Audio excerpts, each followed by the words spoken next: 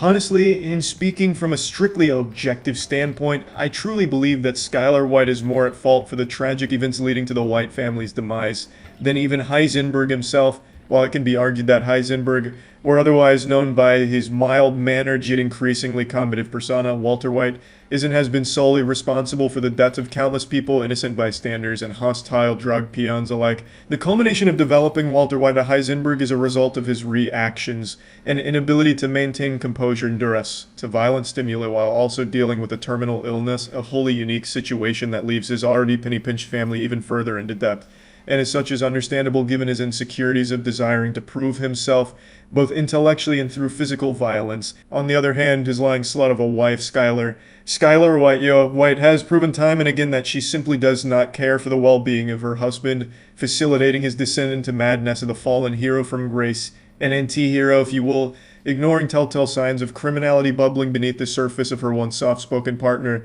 The first obvious hint of her true oblivious nature revealed itself in episode 2 of season 1 titled The Cat's in the Bag, when she confronts Jesse Pinkman in the driveway of his place of residence, without touching on the fact that an entire dead human body can clearly be seen lying on the pavement behind a parked car, which is visible from her perspective. Skyler decided to approach the confrontation with truculence and a need to cement herself as an alpha when dealing with a punk. This is a common psychological phenomenon that occurs when a partner, surrogate or otherwise, feels threatened by imposing forces on the other, leading him or to lash out at any extremities that reflect negatively upon their demeanor. Perhaps it is this urge that is compelling Skyler White to take matters into her own hands, or perhaps it is this urge that is blinding her from the real truth. Furthermore, perhaps Skyler is in denial of the fact, intentionally avoiding breadcrumbs that might lead to her husband's arrest in the hopes that this situation will sort itself out. However, this instance is only one in a sprawling landscape of horrible decisions made by Heisenberg's wife.